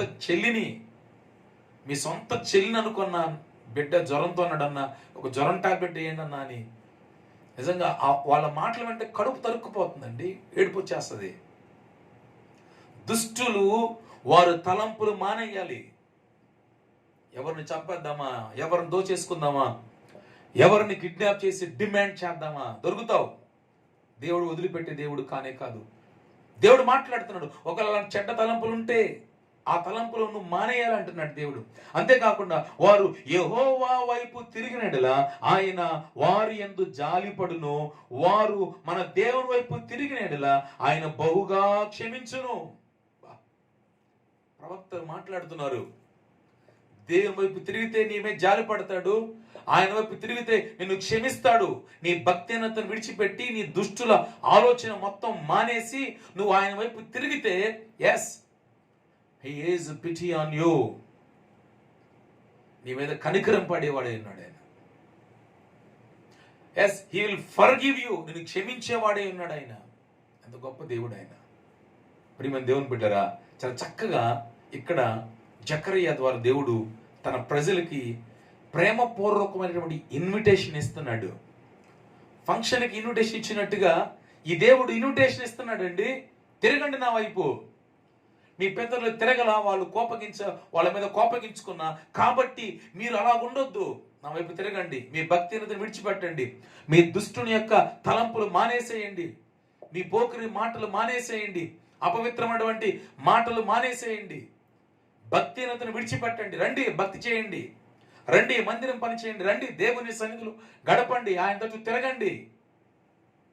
ఎంత గొప్పగా దేవుడు ప్రేమగా పిలుస్తున్నాడు. ఇక్కడ మీరు గమనిస్తే ప్రియమైన దేవుని బిడ్డరా, సైన్యములకు అధిపతియగు యెహోవా అనే మాట ఈ ఒక్క వచనంలోనే 3 సార్లు కనిపిస్తుందండి. 3 టైమ్స్ ఉంది. ఆ మొదటి అధ్యాయం 3వ వచనంలోనే 3 టైమ్స్ ఆ మాట కనిపిస్తుంది. సైన్యములకు అధిపతి యెహోవా అనే మాట. ఈ మాటని ఈ చెర తర్వాత ఉన్నారే ప్రవక్తలు జకర్యా, హగ్గయి, మలాకి, ఈ ముగ్గురు కూడా రాశారు. అసలు జకర్యా అయితే 50 సార్లు రాశాడు ఈ మాట తన గ్రంథంలో. అలాగే హగ్గయి 11 సార్లు, మలాకి 23 సార్లు రాశాడు. ఈ ముగ్గురు కలిపి ఎన్నిసార్లు రాశారంటే, యెహోవా సైన్యములకు అధిపతి యెహోవా అనే మాట 84 టైమ్స్ రాశారు. 84 సార్లు ఆ మాట వాళ్ళు రాశారంటే ప్రియమైన దేవుని బిడ్డరా, ఈ పదం ఎంత ఆదరణ ఇచ్చిందో వాళ్ళకి చూడండి. ప్రజలు ఆ టైంలో పారసీక రాజుల యొక్క సైన్యాన్ని గురించి వాళ్ళు బాగా భయపడుతున్న ఆ పరిస్థితుల్లో ఈ ముగ్గురు ప్రవక్తలు ఏం చేశారంటే, వీళ్ళకి ఆ సైన్యం చూస్తే భయం వేస్తుంది కనుక, అసలు సైన్యములకు అధిపతి అని యెహోవా మన పక్కన ఉన్నాడు అని వీళ్ళు పదే ఆ మాట చెప్తున్నసరికి వాళ్ళలో పదే ఎప్పుడైతే ఆ మాట చెప్పారో, చెప్పగానే అరే మన దేవుడు సైన్యములకు అధిపతి అని యెహోవారా అని వాళ్ళకి ఆ మాట చాలా ఆదరణ కలిగించింది, చాలా ధైర్యాన్ని కలిగించింది, చాలా ముందుకు అడుగు వేసేటువంటి ఒక గొప్ప బలాన్ని సమకూర్చగలిగింది. దేవునికి స్తోత్రం. కొంతమంది మాటలు ఎలాగుంటాయంటే బాగా అసలు నిరుత్సాహపరిచేసే మాటలు ఉంటాయి. కొంతమందికి దేవుడు ఉద్యోగం ఇస్తానని చెప్తే వీళ్ళు వాళ్ళని నీ మొహం, నీకు ఎందుకు వచ్చింది ఉద్యోగం అని చాలా డిసప్పాయింట్ చేస్తారు. కొంతమంది దేవుడు వివాహం చేస్తానంటే ఇంకేం పెళ్ళి, నీకు పెళ్లి కాదు. ఇదే వాళ్ళని ఏదో ఒక విధంగా రెచ్చగొట్టి వాళ్ళలో కోపతాపాలు రేపి వాళ్ళకు మనశ్శాంతి లేకుండా చేయాలని చూస్తూ ఉంటారు. కానీ ఈ జకర్యా, హగ్గయి, మలాకి ప్రజలను ఎప్పుడు కూడా డిస్కరేజ్ చేయకుండా వాళ్ళు దేవుణ్ణి మాట చెప్పి చాలా బలపరుస్తూ ఉన్నారు. వీళ్ళు చెప్పిన ఆ మాట ఇశ్రాయేల్ ప్రజలకు ఎంత బలాన్ని ఇచ్చిందో, ఎంత ధైర్యాన్ని ఇచ్చిందో, ఎంత ఆదరణ ఇచ్చిందో. అందుకే దేవుని బిడ్డలు కొన్నిసార్లు దేవుని బిడ్డల్ని నిరుత్సాహపరిచే విధంగా ఉంటారు. అలాంటి మనం పట్టించుకోకూడదు. అసలు వాళ్ళ మాటను వినకూడదు. ఒకరు విన్నా కూడా ఈ చెవితో వదిలిపెట్టేయటమే. ఎప్పుడైతే అలా విడిచిపెడతామో దేవుని మాటలు మనల్ని బలపరిచేవిగా ఉంటాయి. ఆత్మ సంఘముతో చెప్పుచున్న మాట చెవి గలవాడు వినుడుగా కానీ వాక్యం బోధిస్తా ఉంది. దేవునికి స్తోత్రం. సో ఈ ఇశ్రాయేల్ ప్రజలను ఈ ముగ్గురు ప్రవక్తలు సైన్యములకు అధిపతి యెహోవా అనే మాటతో ఎంతగా ప్రోత్సాహపరుస్తూ, ధైర్యపరుస్తూ, బలపరుస్తూ, ఆదరణిస్తూ వారిని ముందుకు నడిపిస్తూ ఉన్నారు. హల్లెలూయా. సో ఈ మాట చాలా గొప్ప మాట. ఈ మాటతో వారిని ప్రేమపూర్వకంగా ఆహ్వానిస్తున్నారు. ఎటువైపు? దేవుని వైపు. దేవుని వైపు తిరగండి. నా వైపు తిరగొద్దు, జక్కరియా వైపు తిరగొద్దు, హగ్గయి వైపు తిరగొద్దు, మలాకి వైపు తిరగొద్దు. ఎవరి వైపు తిరగాలి? దేవుని వైపు. ఈ రోజున సేవకుల వైపు తిరిగే వాళ్ళు ఎక్కువ ఉన్నారు, దేవుని వైపు తిరిగే వాళ్ళు తక్కువ ఉన్నారు. సేవకుడు పరలోక రాజ్యం ఇవ్వడు, సేవకుడు రక్షణ ఇవ్వడు, సేవకుడు మన కొరకు ప్రాణం పెట్టల, రక్తం కార్చల. మన కొరకు ప్రాణం పెట్టింది, రక్షణ ఇచ్చింది, మనకు పరలోకాన్ని ఇచ్చేది, మనకు పరలోకంలో ఆయనతో పాటు కూర్చుండే అవకాశం ఇచ్చేది, 1000 ఏండ్ల పరిపాలనలో ఆయనతో పాటు రాజ్యాన్ని ఏలేటువంటి భాగ్యాన్ని ఇచ్చేది ఎవరంటే ప్రభు అయిన యేసుక్రీస్తు. ఎటువైపు తిరుగుతున్నావు, ఎటువైపు తిప్పుతున్నావు? జక్కరియా తన వైపు తిప్పుకోవటంలా, హగ్గయి తన వైపు తిప్పుకోలా, అలాగే మలాకి తన వైపు ప్రజలను తిప్పుకోలేదు. వాళ్ళందరూ కూడా దేవుని మాటలు చెప్పి, బలపరిచి, ధైర్యపరిచి, ఆదరిస్తూ దేవుని వైపు తిరిపారు. ఎస్, దేవుని వైపు తిప్పేటువంటి బిడ్డలుగా ఉన్నామా మనం ప్రజల్ని? లేదా నీ వైపు తిప్పుకునేటువంటి బిడ్డగా ఉన్నావా? జకరియా, మలాకి, హగ్గయి, such a wonderful prophets they are. What a great prophets they are. ఆ రోజుల్లో వాళ్ళ స్వార్థాలు చూసుకోలేదండి. ఆ రోజుల్లో ఇంతమంది నాకు వస్తే బాగుండు అనుకోలేదండి. వాళ్ళు ఎప్పుడు కూడా దేవుని వైపు తిప్పాలి, ప్రజలను దేవుని వైపు తిప్పాలి. They want to turn the people to the Jesus, to God.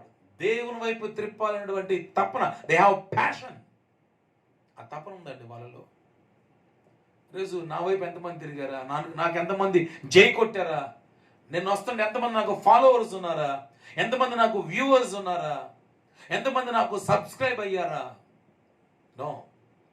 ఎంతమంది పరలోకానికి సబ్స్క్రైబ్ అయ్యారు? ఎంతమంది పరలోకపు వ్యూస్ చూస్తున్నారు? ఎంతమంది పరలోకం నడిపించేటువంటి జీవ గ్రంథాన్ని చదువుతున్నారు? ఎంతమంది తిప్పాం దేవుని వైపు? That is most important. ఈ మలాకి, హగ్గయి, జకర్యా వీళ్ళు దేవుని వైపు ప్రజలను త్రిప్పారు. ప్రియమైన దేవుని బిడ్డలారా, అందుకే అద్భుతమైన మాట చెప్తున్నారు, బలపరిచే మాట. ఈ మాట గురించి ద్వితీయోపదేశకాండం 4:19 ఆకాశ సైన్యములు అని ఉంది. అంటే దేవుని సైన్యం ఎంత గొప్పదో చూడండి. ఆకాశ సైన్యములు అట. లూకాసు వార్త 2:13-14 వచనంలో పరలోక సైన్యము అనే మాట కనపడింది. ఎస్, ఆ దేవుని సైన్యం పరలోక సైన్యం. రాజు 2వ గ్రంథం 6వ అధ్యాయం 16-17 అగ్ని గుర్రములు రథముల చేత అనే మాట, నింపబడిన సైన్యం అనే మాట ఉంటుంది. అగ్ని గుర్రములు రథముల చేత నింపబడిన ఆ సైన్యం ఎంత గొప్ప సైన్యం.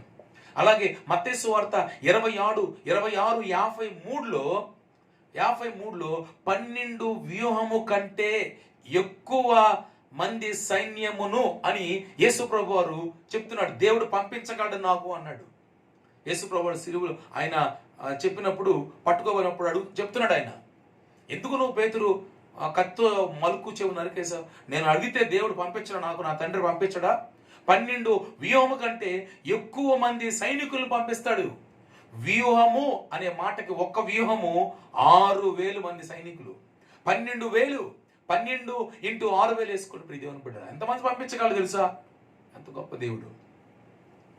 ఒక దూత 1,85,000 మందిని హతం చేసి దూసిన కత్తి చేత పట్టుకొని అరోనా పొలంలో నుంచున్నాడు. ఎస్, ఒక దూత 1,85,000 మందిని.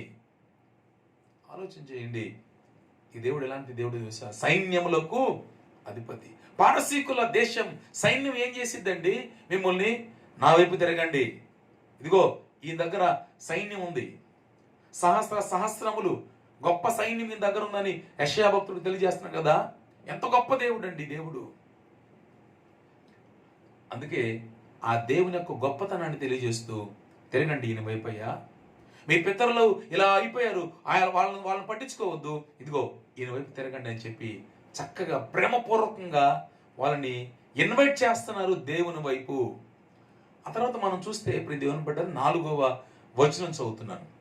మీరు మీ పితరుల వంటి వారై ఉండవద్దు. క్లియర్గా చెప్తున్నాడు, మీరు మీ పితరుల వంటి వారై ఉండొద్దు అని హెచ్చరిక చేస్తున్నారు. ఎందుకని అక్కడే చెప్తాడు చూడండి. అక్కడ పూర్వీకులైన ప్రవక్తలు సైన్యములకు అధిపతియగు యెహోవా సెలవిచ్చినది ఏమనగా, మీ దుర్మార్గతను మీ దుష్క్రియలను మాని తిరుగుడని వారికి ప్రకటించినను వారు వెనకపోయిరి, నా మాట ఆలకించకపోయిరి, ఇదే యెహోవా వాక్కు. ఎందుకు మీ పితరుల వంటి వారే ఉండొద్దని దేవుడు ఖండితంగా స్పష్టంగా క్లియర్గా చెప్తున్నాడు. అరే కొంతమంది పేరెంట్స్ చెప్తారు, అరే వాడితో ఫ్రెండ్షిప్ చేయబాకరా. ఎందుకని? అరే వాడు దుర్మార్గుడు రా, వాడు సరిగ్గా చదువుకోడు అని చెప్పి ఇలా చెప్తా ఉంటారు. ప్రియమైన దేవుని బిడ్డలారా, దేవుని యొక్క బిడ్డలమైనటువంటి మనము నిజంగా ఇలాంటి విషయాలు చాలా నోటీస్ చేయాలి. దేవుడు ఖచ్చితంగా వాళ్ళతో ఉండొద్దు అన్నాడంటే ఉండకూడదు. ఇప్పుడు ఇక్కడ ఇశ్రాయేలు ప్రజలకి దేవుడు స్పష్టంగా చెప్తూ మీ పితరుల వంటి వారే ఉండొద్దు అన్నాడంటే ఎస్, వాళ్ళు ఏదో సంథింగ్ రాంగ్, వాళ్ళ పరిస్థితి ఏదో బాగాలేదు, అందుకే ఉండొద్దు అన్నాడు. తల్లిదండ్రులు చెప్పారు వాడు సహవాసం చేయొద్దని, అందుకే ఇది గమనించారు పెద్దవాళ్ళు, చేయొద్దు. జాగ్రత్తగా ఉండటం అనేది చాలా ప్రాముఖ్యమైనది. ఎందుకంటే వాళ్ళు వినలేదు, వాళ్ళ క్రియలు మార్చుకోలేదు, వాళ్ళ దుష్క్రియలు మాని దేవుని వైపు తిరగలేదు. దేవుడే చాలా స్పష్టంగా బోధిస్తున్నాడు. ధనవంతుడికి లాజరుకి చెప్తే లాజరు దేవుని మాటలు విని దేవుని సన్నిధికి వెళ్ళాడు. ధనవంతుడు వెనల ఎప్పుడు తిను త్రాగు సుఖించు అన్నాడు. అంతే దేవుడు ధనవంతుడిని తన యొక్క రాజ్యాన్ని చేర్చుకోకుండా పాతాళంలో పడేశాడు. కేకలేస్తున్నాడు, అయ్యా తండ్రి అయిన అబ్రామా, నీ రొమ్మును అనుకున్నటువంటి లాజరును పంపించి తన చిటికిన వేలు నుంచి కొన ముంచి నా దాహాన్ని తీర్చమని చెప్పు, తట్టుకోలేకపోతున్నాను ఇక్కడ. అయ్యా అక్కడ వారు ఎక్కడికి, ఇక్కడ వారు అక్కడ రాకుండా మధ్యలో అగాధం ఉందని చెప్పాడు. అయ్యా అలాగైతే ఎవరన్నా పంపించి, నాకు 5 సహోదరులు ఉన్నారయ్యా, వాళ్ళకి వాక్యం చెప్పమాను. అయ్యా ఆల్రెడీ అక్కడ పంపించారు, వాక్యం చెప్తున్నారు, అయినా వాళ్ళు వినరు. ప్రియమైన దేవుని బిడ్డారా, వినకపోతే శిక్ష వస్తుంది, లోపడకపోతే శిక్ష, భక్తిహీనత నుంచి నువ్వు అది విడిచిపెట్టి రాకపోతే శిక్ష, దుష్ట తలంపులు మానుకోకపోతే శిక్ష. జాగ్రత్త. హెచ్చరిక చేస్తున్నాడు, మీ పితరుల వంటి వారే ఉండొద్దు. వారు వినలేదు, రౌద్రం బయలుదేరింది, కోపం బయలుదేరింది, ప్రచండమైనటువంటి దేవుని యొక్క ఉగ్రత బయలుదేరింది, దానికి గురైపోయారు. మీరు విన్నారా? ఆలకించారా? ఆయన వైపు తిరిగారా? మీ దుష్టక్రియలు మానేశారా? భక్తిహీనతను విడిచిపెట్టి ఆయనతోటి తిరిగారా? Yes, you are in safe zone. Danger జోన్లో లేరు, రెడ్ జోన్లో లేరు, మీరు గ్రీన్ జోన్లో ఉంటారు. మీరు దేవునికి స్తోత్రం. ఆరెంజ్ జోన్ అని, రెడ్ జోన్ అని ఇలాంటివి ఉన్నాయి. మనందరం గ్రీన్ జోన్లో ఉన్నట్టు అవుతాం. ఎప్పుడు? When you turn to God, దేవుని వైపు తిరిగినప్పుడు. ఆ తర్వాత చూస్తే ప్రియమైన దేవుని బిడ్డలారా, 5వ వచనం చదువుతున్నాం చూడండి. మీ పితరులు ఏమయ్యారు? నశించిపోయారు. విలాప వాక్యం 2:17 ఉంది కదా, వాళ్ళు నశించిపోయారు. అలాగే ప్రవక్తలు కూడా ఏమైపోయారంట? ప్రవక్తలు కూడా అక్కడ చదివితే, ప్రవక్తలు నిత్యము బ్రతుకుదురా? నిత్యం ఉంటారా? ఉండరు. వాళ్ళ పని ఏంటో వాళ్ళ పని చేసి పని ముగించుకు వెళ్ళిపోతారు. నిజంగా ఈ 2020లో ఎంతమంది గొప్ప గొప్ప దైవజనులు చనిపోయారండి. ఎంత గొప్ప గొప్ప దైవజనులు. రవి జక్రయాజ్ 2020లో చనిపోయారు. గొప్ప స్పీకర్, ప్రపంచవ్యాప్త స్పీకర్ అండి. ఎంత గొప్ప మేధావి అయిన. ఎంతోమంది గొప్ప గొప్ప దైవ సేవకులు మన ఆంధ్రప్రదేశ్ ఎంతమంది చనిపోయారు. రీసెంట్గా ఏడి సికామణి గారు చనిపోయారు. గొప్ప సేవ చేశారు వారు. మన పట్టణానికి కూడా వచ్చి చక్కగా దేవుని యొక్క వాక్యాన్ని బోధించిన వాళ్ళు, ఎంత వాక్చాతుర్యం గలవారు. వాళ్ళ కుటుంబీకులు, బిడ్డలు ఎంతగా మాట్లాడగలరు. ప్రియ దేవుని బిడ్డరా, గొప్ప గొప్ప సేవకులు దేవుడు పిలుస్తున్నారు. మొన్న ఆ రోజు బరియల్ కార్యక్రమం అప్పుడు లైవ్ పెట్టినప్పుడు చూస్తుంటే వారి గురించి చాలామంది ఎంత గొప్పగా చెప్పారు. వాళ్ళ అబ్బాయి గారు మాట్లాడుతున్నప్పుడు, తండ్రి నీ చిత్తమయ్యా, సర్వశక్తిగా దేవా నీ ఇష్టమయ్యా, నువ్వేం చేస్తే అదేనయ్యా అని చెప్పి అంటూ ఉన్నాడంటే అంబులెన్స్లో తీసుకుని వెళ్తుంటే ఏడి సికామణి గారు. ప్రియ దేవుని బిడ్డరా, దేవుడు తన బిడ్డల్ని చక్కగా కొంత పీరియడ్లో వాడుకొని వాళ్ళ టైం అయిపోగానే రమ్మని చెప్తున్నాడు. ఇక్కడ అదే మాట్లాడుతున్నాడు దేవుడు. మీ పితరులు ఏమయ్యారు? ప్రవక్తలు నిత్యము బ్రతుకుదురా? నిత్యం ఉంటారా? ప్రవక్తలు ఉండరు. కానీ నిత్యముగా ఉండేది, స్థిరంగా ఉండేది ఏంటో తెలుసా? స్థిరమైనటువంటి దేవుని యొక్క మాట. స్థిరమైంది పరలోక రాజ్యం, స్థిరమైంది ఆయన మనకిచ్చేటువంటి ఆ ఇల్లు, ఈ లోకము, అలాగే ఇదంతా కూడా అశాశ్వతమైంది. మీ పితరులు నశించిపోయారు. ప్రవక్తలు నిత్యము బ్రతికే వాళ్ళు కాదు వాళ్ళు. అందుకే నా తట్టు తిరగండి. ప్రభు మాట్లాడుతాం. ఈ లోకం ఎంతలో కనపడ అంతలో మాయమైపోయేది. ఈ లోకం శాశ్వతమైంది కాదు. నా తట్టు తిరగండి అని దేవుడు చాలా క్లియర్గా, చాలా లవ్లీగా, చాలా ఫ్రెండ్లీగా ఇన్విటేషన్ ఇచ్చి మరి మనల్ని ఇన్వైట్ చేస్తున్నాడు. మనం ఆ ఇన్విటేషన్ తీసుకొని, ఎందుకని why can't we turn to God? దేవుని వైపు ఎందుకు మనం తిరగకూడదు? ప్రియమైన దేవుని బిడ్డలారా, అక్కడ చూస్తే అక్కడ 6వ వచనం చదువుతున్నాం చూడండి. అయినను నా సేవకులైన ప్రవక్తలకు నేను సెలవిచ్చిన మాటలను, కట్టడలను మీ పితరుల విషయంలో నెరవేరలేదా? నెరవేరగా వారు తిరిగి మన ప్రవర్తనను బట్టి, క్రియలను బట్టి యెహోవా మనకు చేయదలిసిన ప్రకారముగా ఆయన అంతయు మనకు చేసి ఉన్నాడని చెప్పుకొనిరి. దేవునికి స్తోత్రం. సో పితరులు నశించిపోయారు, ప్రవక్తలు చాలా మంది నిద్రించారు. స్థిరమైంది నివాసం మనకి ఎక్కడ లేదు, పరలోకంలో ఉంది. ఇప్పుడు ఆఖరిగా ఇక్కడ వీళ్ళేమనుకున్నారంటే, నేను సెలవిచ్చిన మాట, కట్టడలు మీ పితరుల విషయం నెరవేరలేదా? నెరవేరింది. దేవుని యొక్క వాక్యం నెరవేర్చబడింది. ఆయన ఇచ్చిన ఆజ్ఞ, మాటలు తప్పనిసరిగా నెరవేర్తే. ఆకాశం గతించిన, భూమి గతించిన ఆయన మాట గతించదు. స్థిరమైన వాక్యం అది, నెరవేర్చే మాట అది. ఆయన మాటిస్తే తప్పనిసరిగా దాన్ని చేస్తాడు ఆయన. అందుకే వాళ్ళు చెరలోని యూదులు ఏమనుకున్నారు? సంభాషించుకుంటా ఉన్నారు. అరే, మన ప్రవర్తన బట్టి దేవుడు మనకి చేయాల్సింది మొత్తం చేసేసాడు. సో ఇక మనము మన పితరులాగా ఉండకుండా ఇదిగో ఆయన వైపు తిరుగుదాం. ఆయన వైపు తిరిగామా, దేవుడు మనకు గొప్ప స్థానాన్ని, గొప్ప దేశాన్ని, గొప్ప రాజ్యాన్ని మనకి ఇవ్వబోతున్నాడు. హల్లెలూయా, హల్లెలూయా. అందుకే ఎలాగూ ఉండాలో దేవుడు మాట్లాడుతూ, దేవునికి లోబడి ఆయన తట్టు తిరిగి, ఆయన మాట విని, మనం నిశ్చయంగా ఆయన ఆజ్ఞల్లో కట్టడు అనుసరించి నడుచుకోగలిగితే, ఆయన వైపు తిరగగలిగితే, ఇదిగో నూతన యెరూషలేము, నూతన రాజ్యం, నూతన సింహాసనం, నూతన సంవత్సరం, నూతన వాగ్దానాలు, నూతన దీవెనలు, నూతన ఆరోగ్యాలు, నూతన కృపలు దేవుడు మనకు దయచేయబోతున్నాడు. కనుక ఆయన ఇచ్చేటువంటి ఈ నూతనత్వంలో, నూతన యెరూషలేము, ఏదైనా నూతనత్వం, నూతన యెరూషలేములో వెళ్ళబోతున్నాం. అలాగే నూతన సంవత్సరంలో అడుగు పెట్టబోతున్నాం. ఏది ముందు వచ్చినా కేవలం ఆయన తట్టు మనం తిరిగినప్పుడు మాత్రమే ఆయన జ్ఞాపకం చేసుకుందాం. సో ఆ సిలువ వైపు తిరుగుదాం, ఆయన రక్తం వైపు తిరుగుదాం. మన కొరకు ప్రేమతో సిలువలో చేతులు చాపి ఆయన అడుగుతున్నాడు, తండ్రి వీరేమి చేయించిన వీరెరుగురు, వీరిని క్షమించు అని చెప్పాడు ఆయన.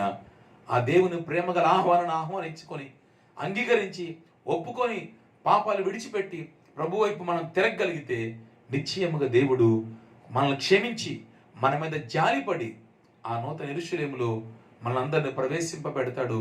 అట్టి కృప దేవుడు మనందరికి దయచేయను గాక. ఆమేన్. ప్రార్థన చేద్దాం. పరిశుద్ధుడా, ప్రేమగల తండ్రి, నీ పరిశుద్ధమైన, ఉన్నతమైన, గొప్ప నామానికి వందనాలు. మా పితరులు నీ తట్టు తిరగాలని, చెరలో నుంచి విడిపించబడిన వారు మరలా చెరకు వెళ్ళకూడదని జకర్యా ప్రవక్త ద్వారా అద్భుతమైన మాటలు మీరు మాట్లాడారు నాయన. నీ మాటలు విన్న మేము నీ తట్టు తిరిగి, నీ ప్రవక్తల మాటలు విని, స్థిరమైన వాక్యాన్ని అంగీకరించి, వాక్య ప్రకారంగా నడుచుకుంటూ నీ పరలోక రాజ్యానికి వారసులం అయ్యే కృప దయచేయమని యేసు నామంలో ప్రార్థన చేసి వేడుకుంటున్నాము తండ్రి. ఆమేన్. మీ అందరికీ వందనాలు. Thank you.